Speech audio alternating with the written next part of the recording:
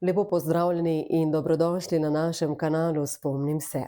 Danes bom govorila o izbiri prave aktivnosti.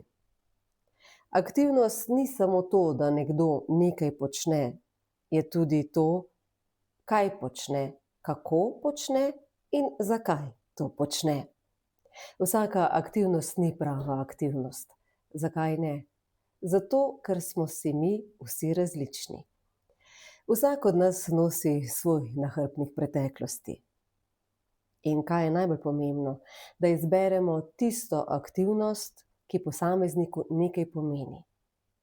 Če je mama rada pekla piškote, je aktivnost peka piškotov za njo veliko več kot samo, da je na koncu pečen piškot. Peka piškotov za njo v resnici pomeni tisto, kar je nekoč bilo. Gre nazaj v dolgoročen spomin. Ko je pekla, je bila pomembna. Otroci so bili veseli in so pojedli do zadnjega kosa. Nič več ni bilo na krožniku, ponavadi samo drobtine. In ta aktivnost pomeni ljubezen, pomeni varnost in pomeni dom. In to je tisto, kar moramo paziti pri izbiri prave aktivnosti. Vedno poglejmo, kaj je oseba v življenju rada počela, kje je bila koristna in kaj je njej bilo pomembno. Ko izbiramo aktivnosti, ki jih bomo izvajali z osebo z demenco, je zelo pomembno, da izhajamo iz njihove življenjske zgodbe. Izbrati moramo vedno aktivnost, ki je dobro poznana osebi z demenco. Nekaj, kar je rada počela v svojem življenju. Slišala sem, da so križanke zelo dobre za nekoga, ki imajo demenco. In ja, šla sem takoj kupiti in prinesla domov. A kaj se zgodi? Moj oče nikoli ni reševal križank in ta križanka je za njega pretežka. Pri demenci ni vsaka aktivnost dobra aktivnost. Če je pretežka, pride frustracija in umik.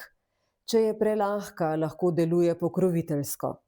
Prava aktivnost je ravno prav zahtevna, da jo oseba zmore in da je dovolj zanimiva, da jo pritegne.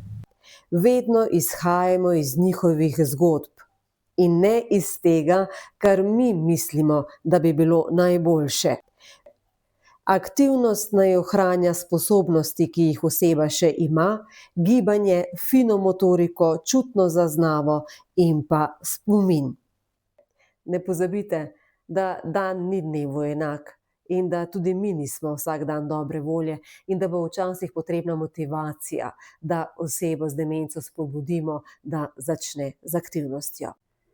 Daj, mama, bova danes malo album pogledale, stare slike. Olej, tole je pa Fani. Pa res? To se pa spomnim. Ja, Ja, sva skupaj v šolo hodile. a res? Sta bile prijateljice? Zelo dobre prijateljice. Ja.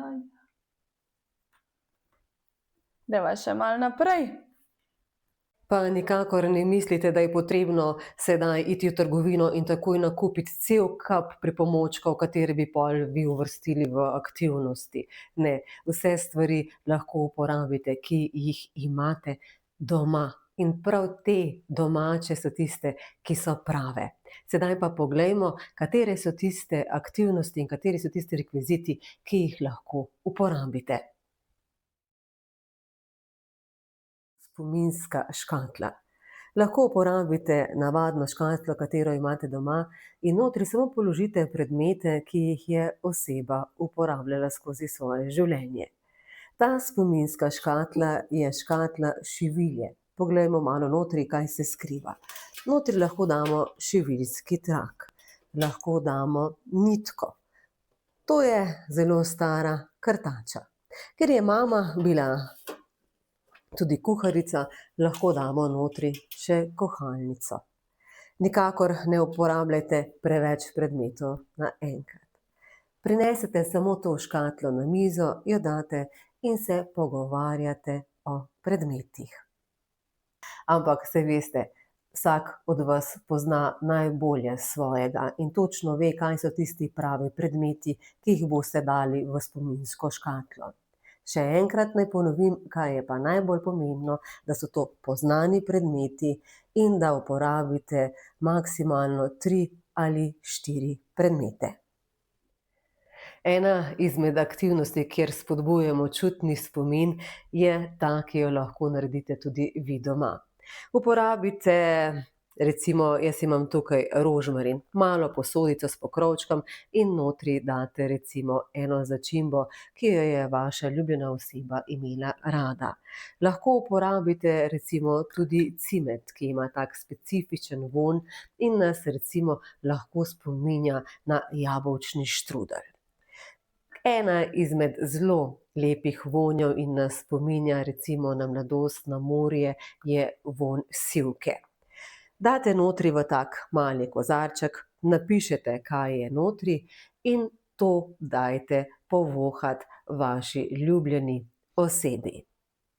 Evo, Lado. To je pa cimet, cimet. To smo včasih jedli na mlečnem režu. Ja, cimet je bil pogostokrat na mlečnem rižu. Pa še v kakšni potici. Ja, pa v jabolčnem štrudlju tudi. Tako. Med izvajanjem aktivnosti je zelo pomembno, da ves čas opazujete svojega ljubljenega. In če opazite, da imajo nasmejan obraz, da so motivirani za delo in da uživajo v tem, ko z vami izvajajo aktivnost, potem je ta aktivnost prava. In to aktivnost potem lahko vključite v svojo dnevno rutino. Želim vam obilo veselja in obilo užitka med aktivnostmi. In saj veste, spomnim se na tiste, ki so pozabili. In spomnim se tudi na vas, ki ne morete pozabiti.